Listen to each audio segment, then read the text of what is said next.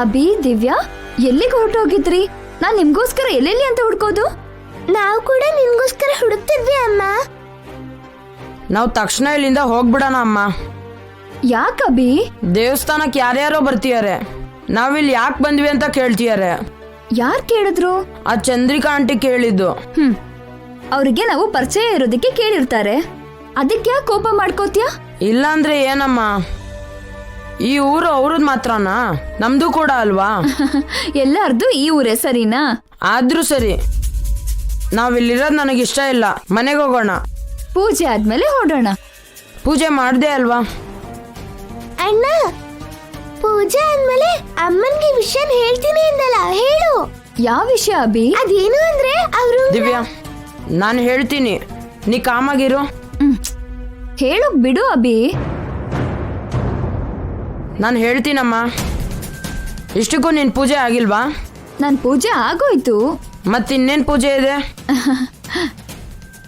ಅಲ್ಲಿ ನೋಡು, ಆ ಧ್ವಜಸ್ತಂಭದ ಪೂಜೆ.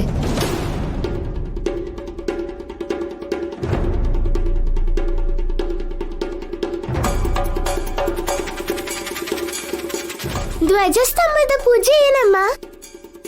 ಇವತ್ತು ಆ ಧ್ವಜಸ್ತಂಭನ ಪ್ರತಿಷ್ಠಾಪಿಸಿದ ದಿನ ಅಂತೆ. ಆ ದಿನ ನನಗೆ ಚೆನ್ನಾಗಿ ನೆನಪಿದೆ. ಅವತ್ತು ಇಲ್ಲೆಲ್ಲ ನಾನೇ ಅಲಂಕಾರ ಮಾಡಿದ್ದೆ. ಆ ಧ್ವಜಸ್ತಂಭ ಎತ್ತಬೇಕಾದ್ರೆ ಹತ್ರದಲ್ಲೇ ಇದ್ದು ನೋಡ್ದೆ, ಗೊತ್ತಾ?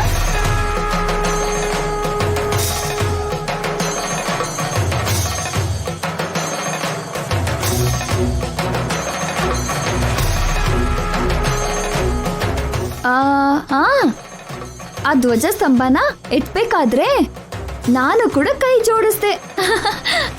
ಅಷ್ಟು ಒಳ್ಳೆ ಕಾರ್ಯದಲ್ಲಿ ನಾನು ಭಾಗಿಯಾಗಿದ್ದೆ.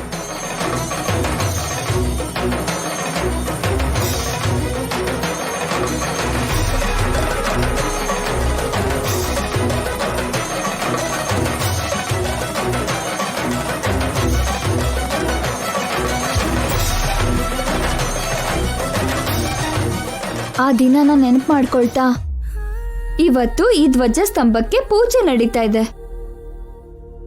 ಈ ಪೂಜೆಯಲ್ಲೂ ಪಾಲ್ಗೊಳ್ಬೇಕು ಅನ್ನಿಸ್ತಾ ಇದೆ.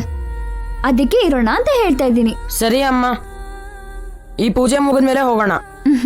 ಸರಿ ಅಭಿ.